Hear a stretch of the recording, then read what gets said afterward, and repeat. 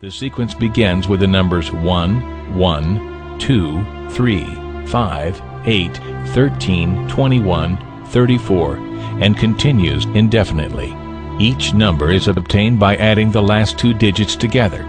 If we were to take a perfect or golden rectangle, break it down into smaller squares based on Fibonacci's sequence, and divide each with an arc, the patterns begin to take shape. We begin to see Fibonacci's spiral. The spiral in and of itself is insignificant.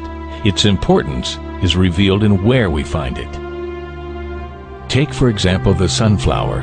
The display of its florets are in perfect spirals of 55, 34, and 21, the sequence of Fibonacci. The fruitlets of the pineapple create the same spiral based on the sequence. The pine cone does the same. As currents move through the ocean and the tide rolls onto the shore, the waves that bring in the tide curve into a spiral that can be mathematically diagrammed onto a plot at the points 1, 1, 2, 3, 5, 8, 13, 21, 34, and 55. Buds on trees, sand dollars, starfish, petals on flowers, and especially the nautilus shell are formed with this exact same blueprint. With each segment of growth, the nautilus adds to itself one more value on Fibonacci's scale. This blueprint can be seen around us on a small scale every day, but the greatest example of all is directly above our heads. At an average of 100,000 light years across, even the spiral of the galaxies above us are formed with the exact design that the tiny shell is formed. This sequence, or blueprint, appears to be the trademark of a designer, a proof of a creator.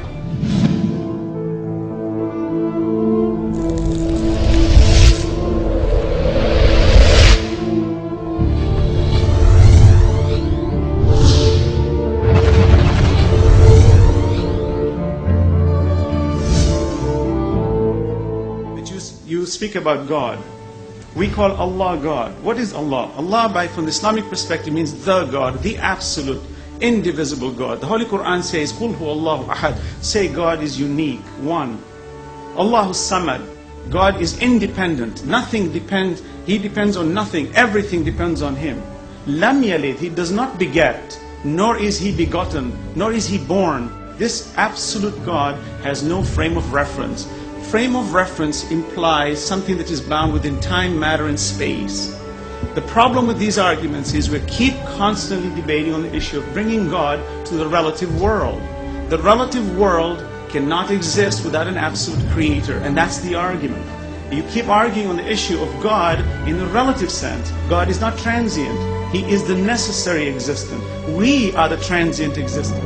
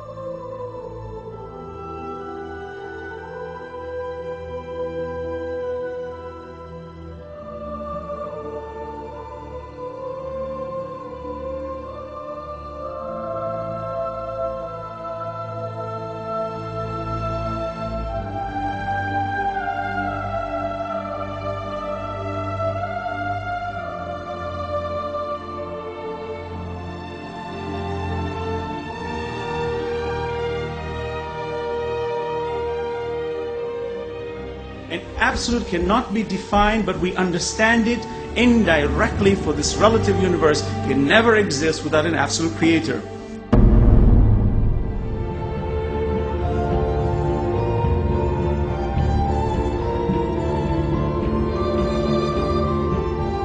Holy Prophet Muhammad is made to say, Qul huwa Allahu ahad. Say, He is God, the one and only. He said, Ahad, one and only. Jesus said, Ikhad, meaning one and only. Moses said, Ikhad, meaning one and only. What is the difference? It's the same word meaning the same thing.